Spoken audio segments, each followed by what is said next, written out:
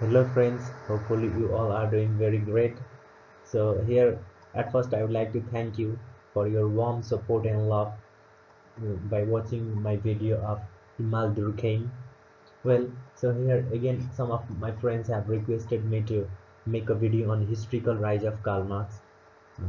Especially it is very benefited or it is very relevant for the students of sociology. So here I go. Well, at first, I would like to make all clear about the historical rise of Karl Marx. What does that mean? As we know that um, people grow for means, as we know, necessity is the mother of invention. And similarly, a person becomes great or inferior because of their exposure or because of situation. Similarly, Karl Marx was also enforced by certain or he was driven by certain situation within Germany. Um, so these things are going to be described below in details.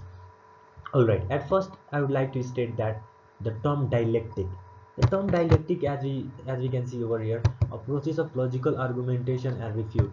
What does that mean? Well, first time Hegel has allowed people to make argument and prove that argument as false. Suppose that um, or we can correlate that very things with thesis, antithesis and synthesis as well. Well, for instance, let's say I propagate an assumption that is rich people are happiest. However, someone can uh, prove me false as well. They can refute me by saying that no, it's not only rich people are happiest. In fact, poor people are happiest as well. So here, my assumption was refuted by the statement poor people are happier too.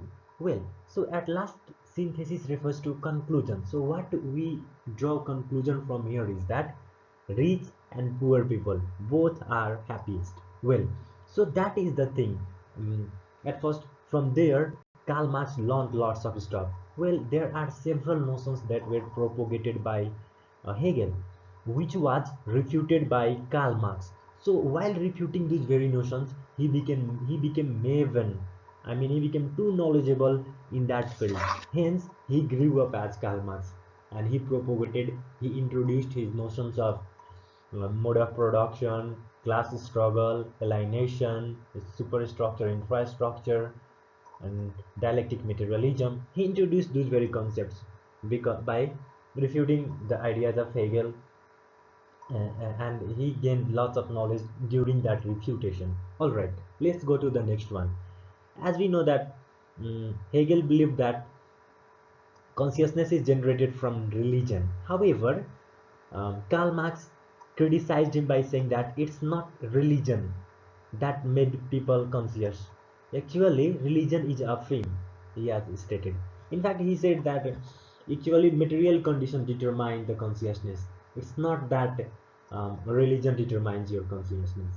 So material conditions refers to what kinds of schooling you have been through, in what types of which categories of school you are learning.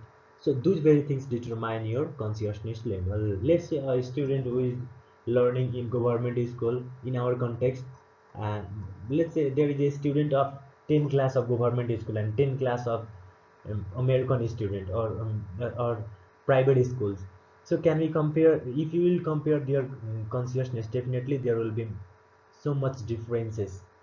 So that difference is because the material conditions of private students are totally different from government schools students. Well, so that also determines means these things also made Karl Marx more knowledgeable, we can say. Well, as regarded the parental background, Marx parental background, we can say that mm, we are right over here. As you know that there were repressive environment, suppressive environment were there in Germany. He was from Germany. So most of the bourgeois people, they try to dominate all lower class people. So at that very time, their parents also means the parents of Marx has also mm, told Marx not to be very revolutionary, keep calm. So those kinds of environment enforces drives him to do and to write certain kinds of articles or certain kinds of to present certain kinds of notion in favor of proletariat people. From there he grew up as Karl Marx and everyone and became renowned person. All right. As regarded the next point, that is the repressive regime of rulers. Well, we are better familiar with the idea of repressive regime of rulers. Well, at the time of when Karl Marx was there, at the time of writing the mode of production, or notion of mode of production, class struggle, and infrastructure superstructures, those all ideas were come from Germany, because those phenomena were means actually it was existed at Germany in the at the period of Karl Marx. So by looking at that phenomena, by observing those very phenomena, he presented the notions of all these stuffs. What I just mean to say over here is that the repressive rulers, the bourgeois were kind of ruler over there. They were suppressing the the proletariats, and they were abusing their labors. So those very stuffs could not or were not tolerated by Karl Marx, and he started to write he started to present the notions against the bourgeois people. So that very conditions also made Karl Marx a kind of knowledgeable one can say.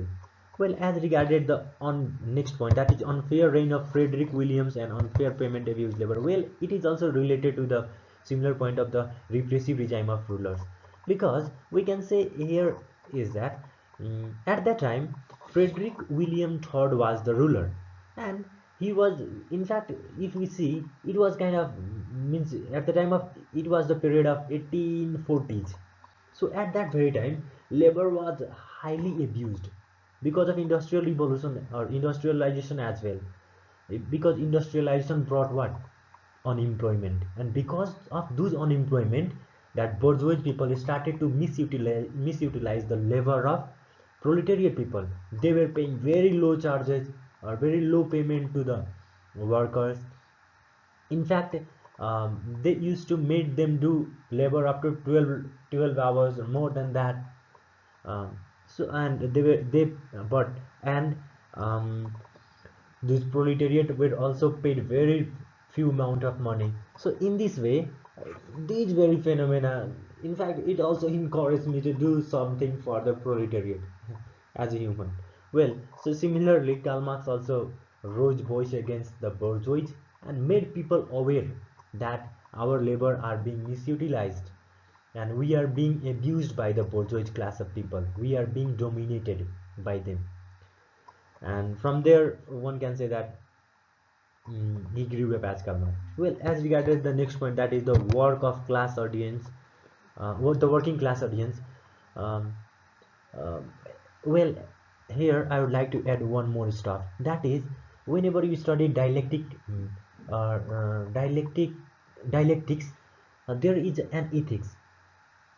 If you are a true scholar, you will be representing the problems of your society. So at that very time, at the time of 1840s, at the time of Karl Marx, the proletariat were most sufferer people. And according to dialectics, according to ethics, as we know that Karl Marx supported the proletariat and award the people to raise voice against them, um, it, through scholar writings or through academic works. He started to aware those people, and from there one can say that or the working class audience, the pain of working class audience, the plights of working class audience encouraged Karl Marx to do or to write in favor of that proletariat class of people. Well, as regarded the last one, at that very time, there were British that British political economy. As we know that Adam Smith is the father of economy, and most concepts of the Karl Marx, we find it is related to economy as well, because the basic proposition of Karl Marx is economy. Each and everything is economy. As we know, in infrastructure and superstructure, we have read saying infrastructure is what? your economy determines each and everything. That is, your economy determine your schooling, or your kind of religion and marriage type, family, all these stuffs.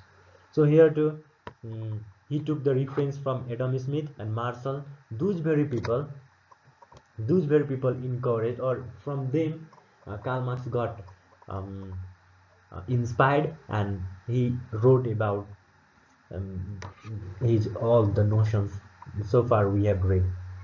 Well, apart from that, there were other contexts as well. What were the basic proposition or basic things that encouraged Karl Marx mm, to gain more name and fame is that their social context. At that very time, the surrounding were in Germany. There were such kinds of circumstances were there where people were suffering, and by looking at those very phenomena, by observing those very phenomena, he presented the notions. As a result, he won the hearts of proletariat people at that very time, and now too the majority of people are proletariat. Hence, mm, his his works became very very famous, and he grew up as a scholar as well. Well, so these are the things I collected by reading the most of the articles of compendiums. Hopefully, it has helped.